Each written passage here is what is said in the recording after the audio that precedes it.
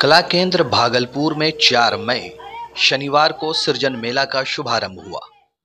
शनिवार को drama, group song और ग्रुप डांस की प्रतियोगिता कराई गई। कला केंद्र और परिधि द्वारा आयोजित सृजन मेला 10 मई तक जारी रहेगा। मैंने अपने दोस्ती के परवरिश में कोई कसर नहीं छोड़ा। उसे तन मन धन से पढ़ाया लिखाया। दहेज की बात में मुझे शर्मिंदा ना करे। ज्योति जैसी गुणवान बहू को पाकर रखी हूँ और दहेज के लिए मैं आप पर बोझ नहीं बनूंगा। अरे भाग्यवान, तुम्हें किस चीज की कमी है? वैसे भी दहेज लेकर कौन अमीर बना है? वैसे भी लड़की गुणवान है।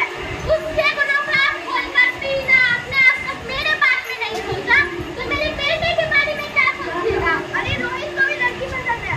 अपने बारे में ना सोचिए, रोहित के बारे में सोचो। माँ, मैं ऑफिस से कर रहा हूँ। माँ, आप प्लीज इतना ना करें। मैं अपने घर में इतना सुंदर पापा को खाने क्या? नहीं बहू, तुम बैठो, मैं आपको चाय देकर आती हूँ। इसके लिए पैसे जुटाऊंगा।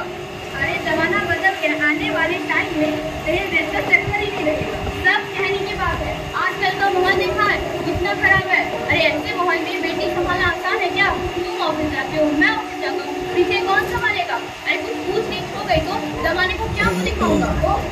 मेरे भी मम्मी पापा जॉब करते थे, उन्होंने मुझे कैसे सिखाया? पहले जमाना कुछ और था, ज्वाइंट फैमिली रहा करती थी। अरे एकल फैमिली में लड़की संभालना आसान है क्या? मेरी भवानी, मुझे टेंशन नहीं चाहिए। रोहित, आप पढ़े लिखे होकर भी ऐसी बात कर रहे हो? पढ़ा लिखा हूँ तभी तो ऐसी बात कर रहा हूँ। न्यूज चला कर देखो, रोज रेप, मर्डर। अरे पिछले साल ही दामिनी का केस देख लो, क्या हालत हुई थी बेचारी। रोहित, कुलक्षणी कविता सिर्फ तेरे के साथ तो लिखी थी तो एक रुपया ही तो मांगा था, वो भी ना दे सके। दहेज में 1 रुपया नहीं दिया, सोचा था पोता आ जाएगा तो सब वसूल, वो भी ना दे सके। खाने के बाद अगर मीठा खा रही होंगी तब मेरे सोने जाकर सारे बर्तन साफ कर दिया करूँगा। ये गरीब लोग भी ऐसे होते हैं, भले ही खर्च में डूबे जाते हैं लेकिन हर त्योहार में दिल खोलकर खर्च करते हैं। तभी तो हम अमीर लोग अमीर होते जाते हैं और गरीब गरीब होते जाते हैं। भाई, देश दुनिया का कोई समाचार सुनाइए। अरे भाई, क्या सुनावे? समाज की स्थिति तो बिगड़ती ही जा रही है। हम हैं, सबसे खराब स्थिति तो सरकारी विद्यालय का है। अरे स्थिति क्षण भर में सुधर जाएगी। वो कैसे? अरे जिस दिन से बड़े बड़े नेता और ऑफिसरों के बच्चे सरकारी विद्यालय में पढ़ने लगेंगे ना, उसी दिन से सरकारी विद्यालय की स्थिति सुधर जाएगी। सरकारी हॉस्पिटल का भी तो वही हाल है। उसमें भी वही बात है।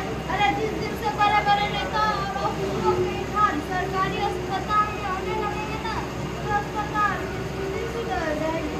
देखो भाई, वो बात तो है, लेकिन केवल सरकार पर दोष देने से थोड़ी होगा।